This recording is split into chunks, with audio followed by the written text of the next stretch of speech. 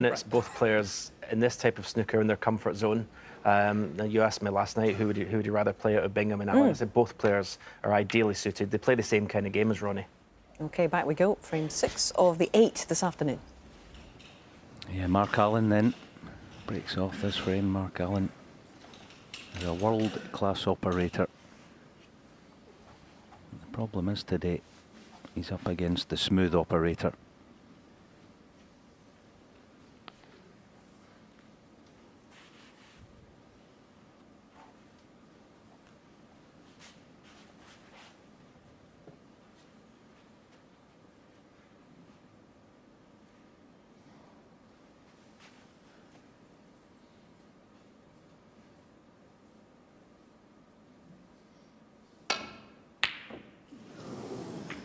Well, I suppose you can't pot them all, and has he been? Well, he's blocked one to the middle pocket, but he went full-blooded for that because the one next to the black's on. This was more difficult than the previous one.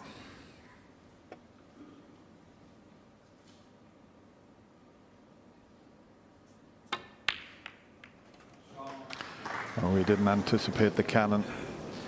He thought he was going to slip past the reds and finish on the blue. But he got the important part, the pot. He just felt that he might be able to miss that red. Yellow ball.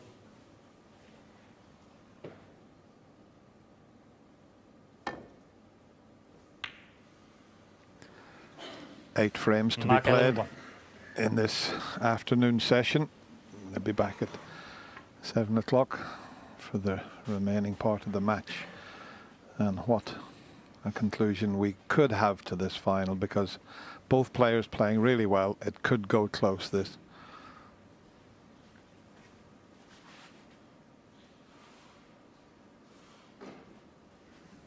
He wants to be interested in the yellow here, Ronnie, but to get that line he'd have to flirt with this right corner. Oh, he's played it. Oh, tell you what an effort. Oh, nearly.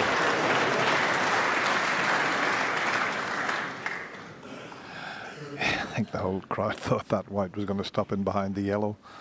Can Mark Allen get there?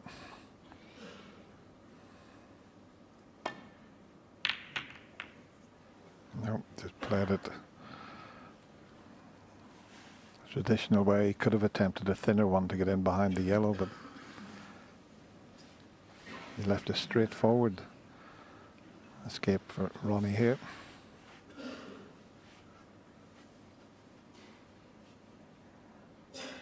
Can't get to the yellow from this side of the table.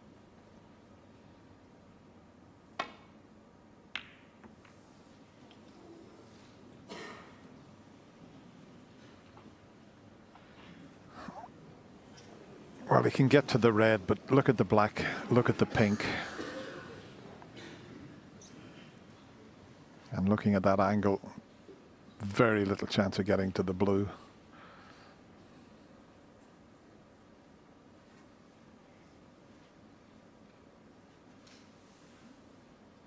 Well, if he takes this on and gets on the color, it'll be brilliant.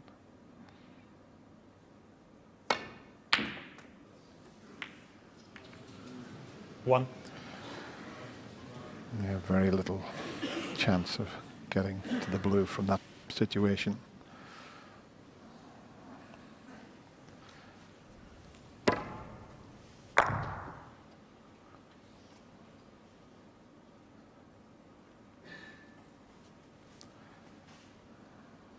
got a choice. He can take any of the balk colors, so it's the brown.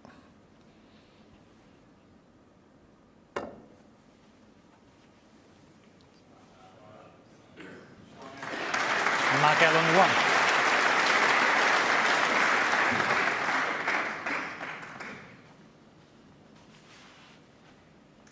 Maybe playing this one thick, figure eight safety up behind green. The way you would expect him. And I decided against it. Surprised at that. That did surprise me, but I think he's got cover. I'm quite fortunate. I think Mark might have to think about coming off the cushion and chipping this red in, because if he played that shot, he would go round the back of the reds. Worth the risk here. He's looking at that now. It's not straightforward. You've got to make sure you get the cushion in the right spot to come off and then cut the red in, but he will go round the table if he pots it. Well, I'm surprised he didn't have a go at that. He's just playing the safety shot. Thought it might have been worth the risk. Wasn't going to really leave anything.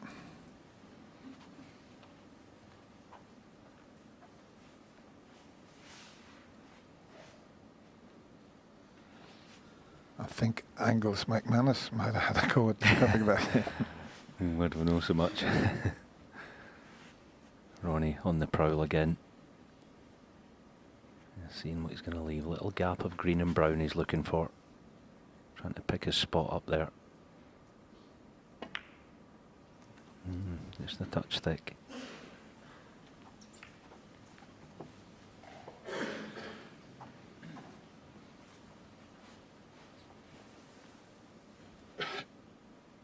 Yeah, now the black's going to come into play. Big target up behind green. Got it thin though. Not a huge mistake, but the blue goes in. Doesn't really make any material difference. Ronnie Bar O'Sullivan, 5 points.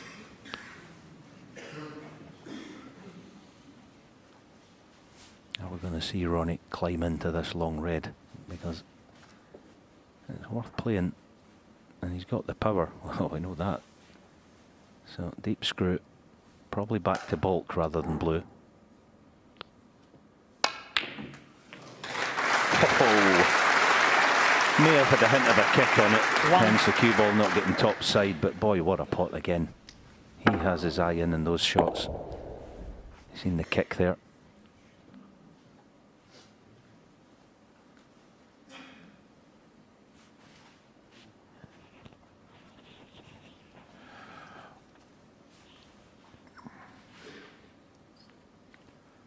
If you were playing Ronnie in an exhibition, you'd pot the blue with loads of left-hand side off the bottom side cushion and into the pink and reds.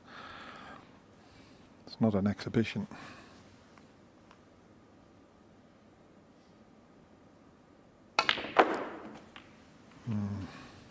Tried to come directly up the table into the bunch.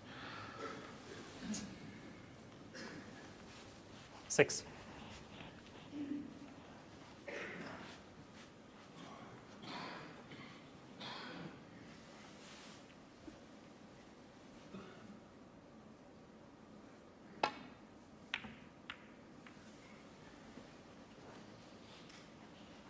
Ronnie O'Sullivan, 6. You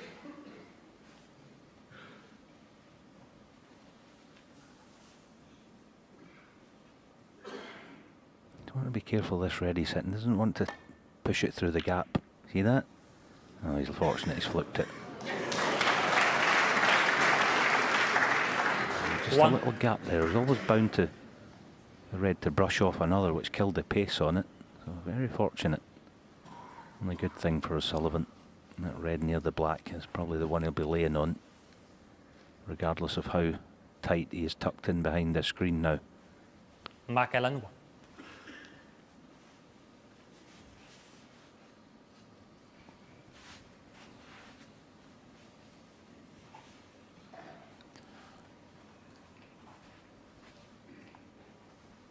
Not sure if you can get twice across the table to land on that red to the right of the black. You'll have to go close to the pack, but he feels he can do it. You'll have to play it with lots of side to make the angle. Lots of left-hand side. That's going to be the black, I think. Foul and a miss. Mark Allen, 7. And he's left the red by the looks of things. Yeah, that was more a mental error than anything else. You would have expected Ronnie to err on the other side of the red. Even if he missed it, it would have actually been a good shot. 1. And then Mark would have put him back in. He'd have played it properly second time if asking. But yeah, just a mental error.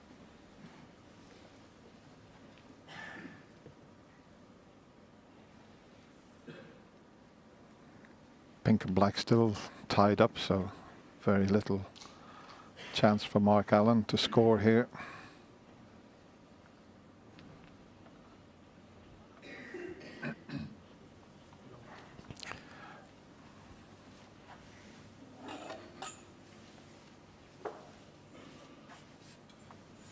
There's a couple of reds he can play for here. At the back of the little bunch of reds, they're available into the left corner pocket. And he can stun round off a couple of cushions to get there.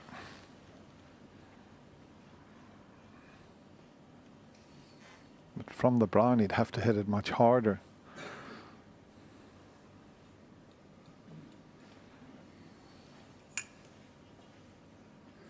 He's going to play the snooker instead. Don't blame him.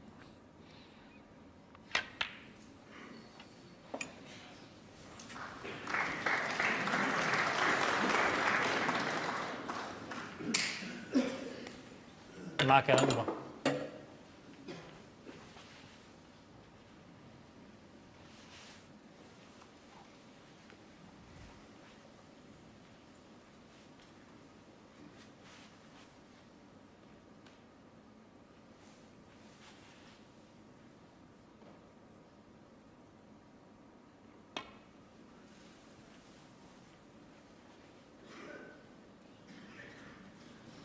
Foul enemies. Mark Allen 4. Yeah, okay. It's quite tricky off the one cushion. The middle pocket's slightly in the way, so might need a little trace aside to make the angle.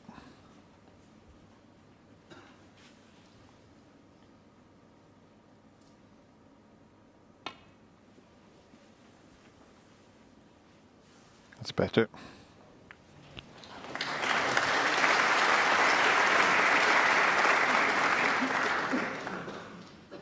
Just gone a little bit scrappy, but neither player would have wanted this, but you never know how the balls are going to finish up. There hasn't been a terrific amount of tactical play, but the way the table's situated is dictating what's happening here.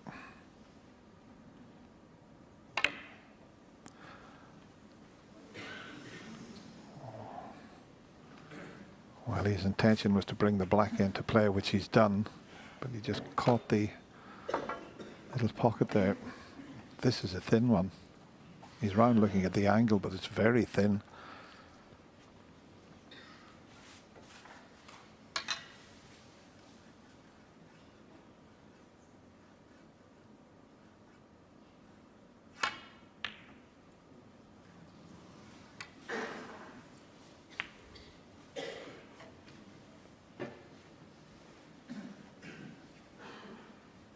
It's almost like both players are a little frightened of playing a red that's in the bunch right now. They don't want to push a red over corner.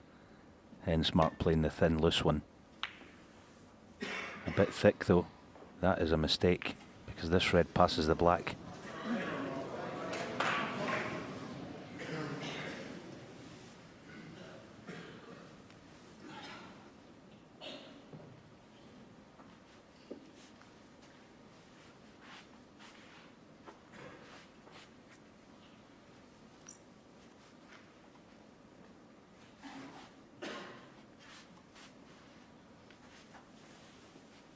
He wants to be quite precise with his cue ball here if he plays for black. Doesn't want to be any lower than the black spot. He needs this black to travel. 1. Should just about be able to play this with check. Probably on the pink line and be playing a cannon on the pink, hoping to get low of the pink. But this is borderline. Let's see if he can check this in. Yeah. This isn't straightforward. He wanted the cue ball top of the black spot.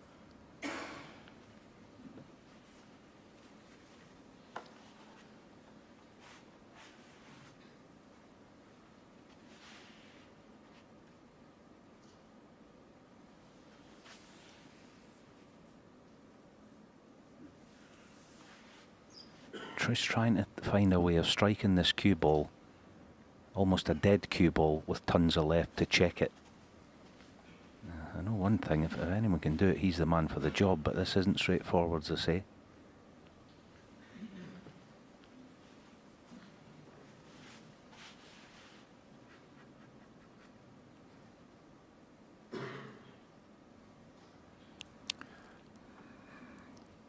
Not very often you see Ronnie take this long over a shot, but he'd love to play the shot that Alan suggested, but he doesn't feel that he can do it. He's looking at somehow getting around the table, and there's only one red available. Now, what a shot that would be if he somehow could get to that.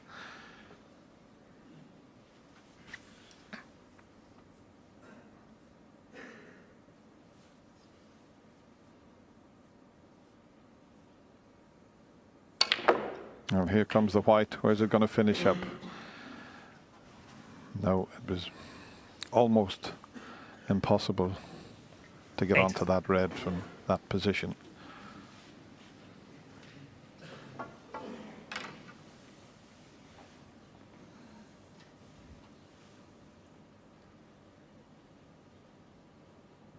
Just checking this cue ball now.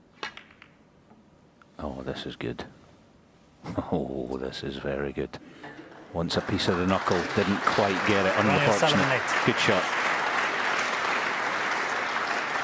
Chance for Mark, mind you, to try and return the compliment in the same shot.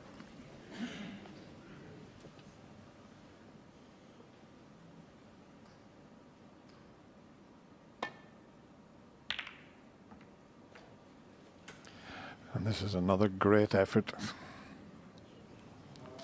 So it's finished in virtually the same position to where he played the shot from.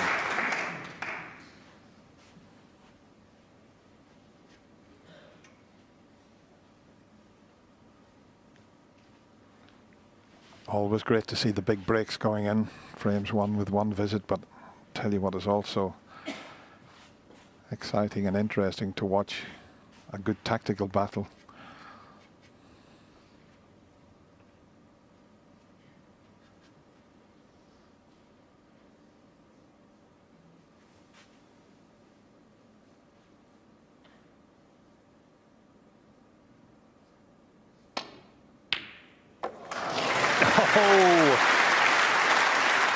That wasn't just a great pot. How smoothly he struck that was unbelievable. Look at the smoothness in this delivery. Oh, and leaves the cue there. Wow, what a shot. To find the pace as well, to just drop on the yellow like this was just sublime. Almost going to try and check it again off this first cushion. Just a hint to left. See that? It's trying to kill the cue ball. Free. God, you give him an inch. It takes a mile.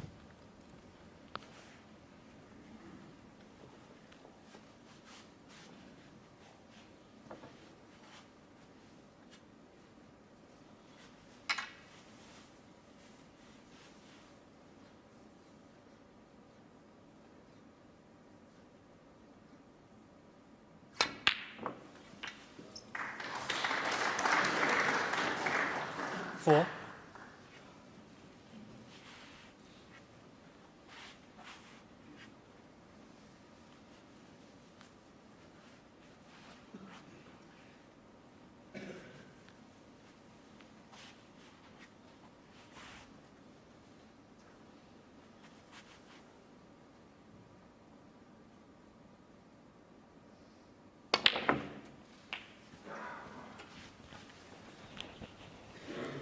It's amazing the angles they can make 11. these days on these fine cloths. That black wasn't far off straight, and look where he's got the cue ball to. 12. The top players seem to generate so much power. Look at the black there, and look at the angle he's forced.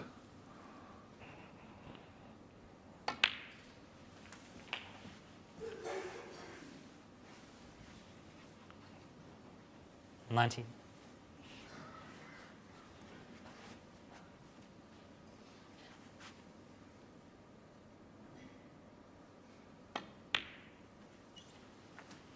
$20.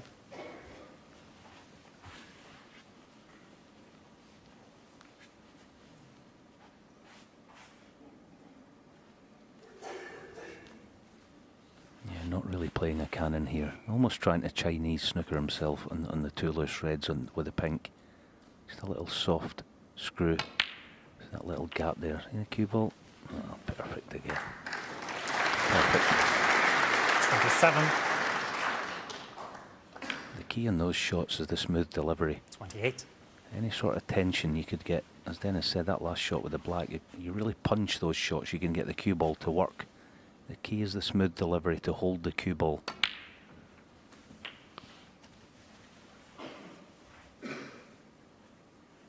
$35.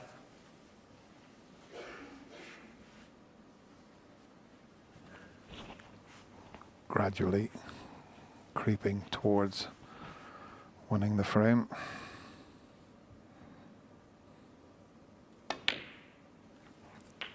$36.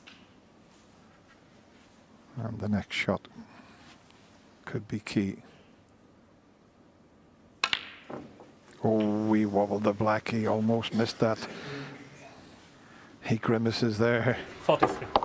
Nearly put it on the near jaw. Oh, it must have wobbled at least 6 times then. 44. But that was the key.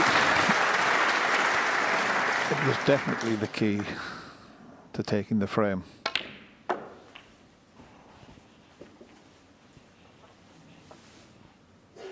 $50.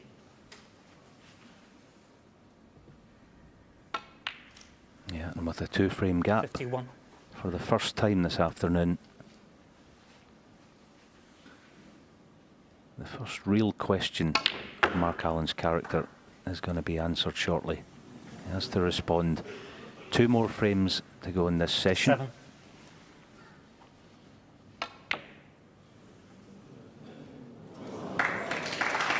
O'Sullivan. Yeah, the red doesn't matter. A classy little contribution there by O'Sullivan. As I say, the 2-frame gap appears. He now leads 4-2. Yeah, 1, 2, 3, 4 plus 50s and 101 from Ronnie O'Sullivan. And suddenly, ominously perhaps from Mark Allen's point of view, there's a 2-frame gap. Yeah, for the first time in the match. And sometimes as the favourite, which Ronnie is in this final, you can sense there's a time in the match. I mean, when I used to play two-session matches, I used to think you can sort of break the back of it. You can win the final almost in the first session if you get a big enough lead. Obviously, the maximum lead can get is 6-2.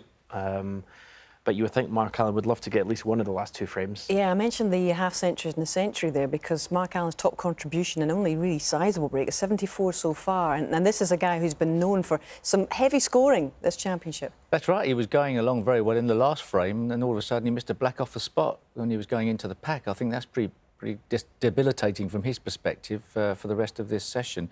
And if he feels like he's losing touch with Ronnie O'Sullivan, then all of a sudden they're worrying signs. You don't want to feel like you're losing touch because he's the greatest front runner there's ever been. Yeah, exactly. And now we do know that Mark Allen has come back already in this championship. He was 4-5 down against Neil Robertson and made ton and was extraordinarily able to find that kind of form just when he needed it most. Obviously, nothing's beyond him here. No, not at all, and it's still very, very early in the match. But when you're playing someone like Ronnie, you know, we're talking about average frame times of 12 minutes. But that's nothing to do with how fast he can win the frame if he gets in early and wins it in one visit. You know, you could be 20 minutes. You could all of a sudden be 6-2, 7-2 behind. Yeah, and especially at the end of this session, coming to the end of this session, you know, perhaps Mark Allen's friends and fans, and even Mark Allen will be going, OK, I'll settle for 5-3 behind and regroup. Okay. Thank you. Take your seats, please. He's got 2 more frames this afternoon to see whether he can Ronnie O'Sullivan make some inroads into Ronnie's lead.